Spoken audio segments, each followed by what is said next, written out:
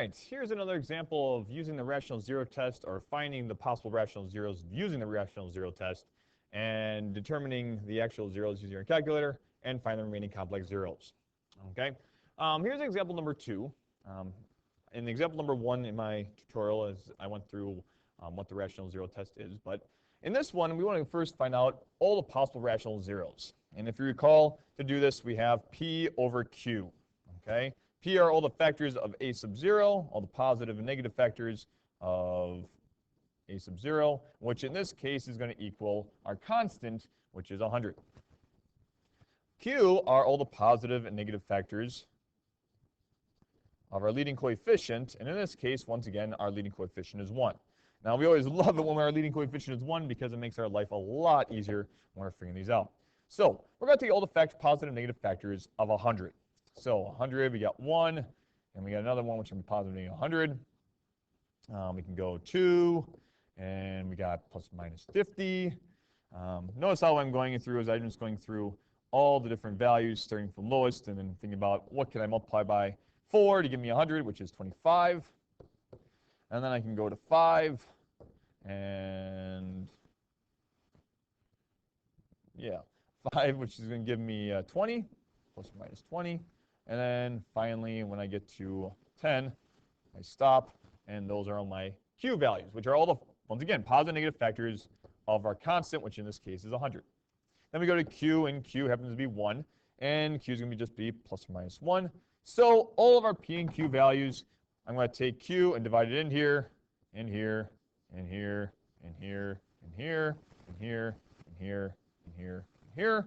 And I find out that all these values are going to be the same thing, which are going to equal that right there. Okay? Because anything divided by 1 is itself. So those are all our possible rational zeros. Once again, okay, to actually find out which ones work, because not all of them might work. Actually, none of them might work. So we need to test them.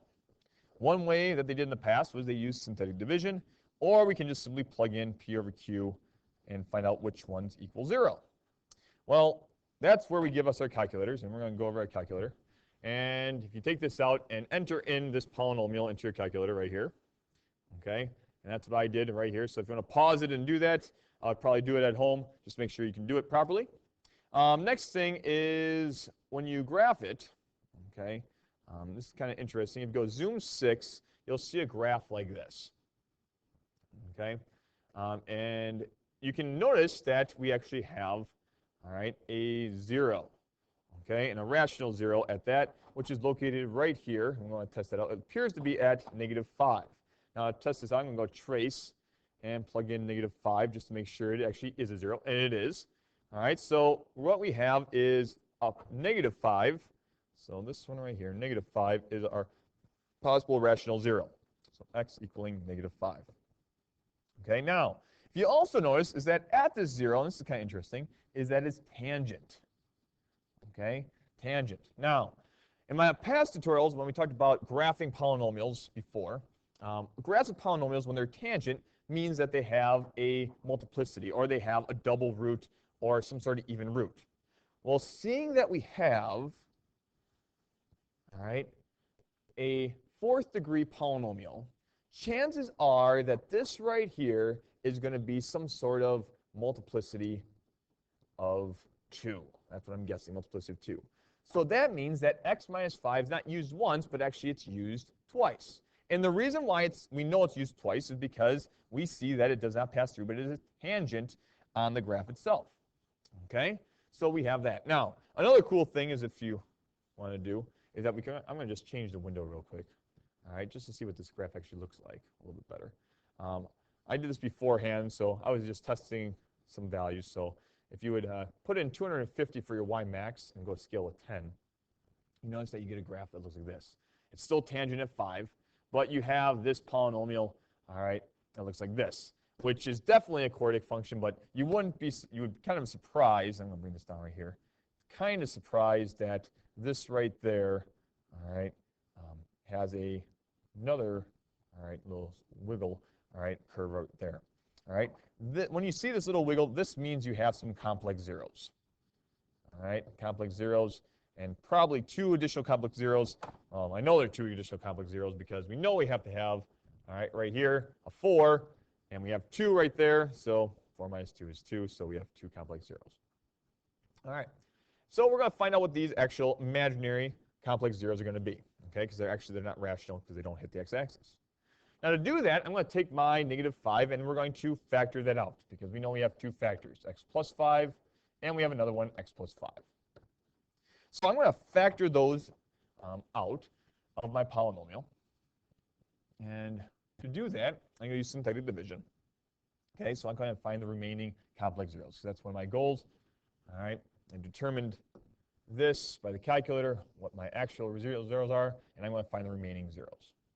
So from here, I'm going to take my -5.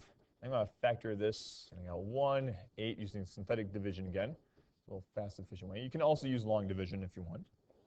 All right, but we're going to bring down a 5, and I got -5 right here. And we got a 3. We got -15. Add those together, and we get -6. And then we get positive 30. And that's going to give me 20. And then right here is going to give us -100. Cool. Remainder of 0. So yes, -5 does work. We just verified that.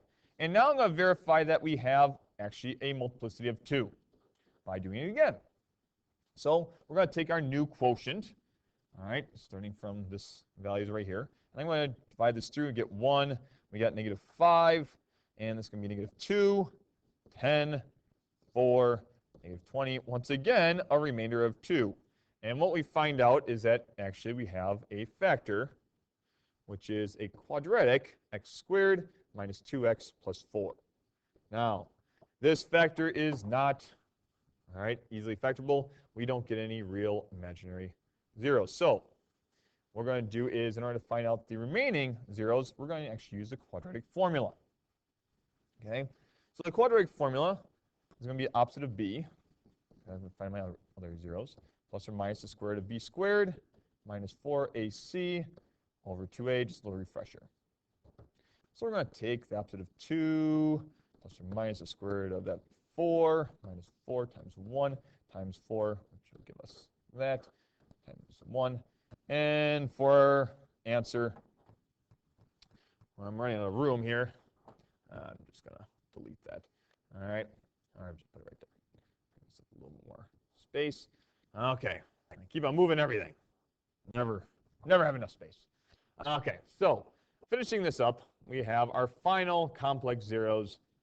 It's going to be the square root of 4 minus 16, which gives us 12, -12. And we have 2 plus or minus 2 square roots of 2, I'm sorry, 2 square roots of 3i. 2 square roots of 3i divided by 2, which can simplify to, all right, divide that into here, into there, 1 plus or minus the square root of 3i. And those are remaining complex zeros, which are both imaginary. And if you notice, they are also coming complex or conjugate pairs. So using what we have here now, okay, is we can now find the imaginary, or find all the, or write this polynomial as a product of linear factors. Okay, if you recall up on top, we're going to write this now as x minus 5, or -5 was one of 0, so it's going to be, we have 2 of them, so it'll be x plus 5 squared. We have x minus 1 plus the square root of 3i. And then we have x minus 1 minus the square root of 3i. That'll be another 0 that we can have. We can distribute that -3 if we wish, but that's what we got. How many imaginary complex zeros do we have? Well, once again, 2. And they're coming conjugate pairs. All right. So, once again, using the rational zero test, we found all the possible rational zeros. All right. We used our calculator to determine the actual rational zeros that are possible. All right, and found out it would be -5. We realized that it was tangent to this graph right here, and tangent means we have actually that 0 being used twice. So we actually have a double root, a double factor, all right, multiplicity of 2 for that 0. From there, we can factor this out to find the remaining complex zeros, all right, which we wanted to do. And so we used synthetic division to factor that out. and we used the quadratic formula when we got our quadratic, all right, because it was not easily factorable. And from there, we could write a product of linear factors.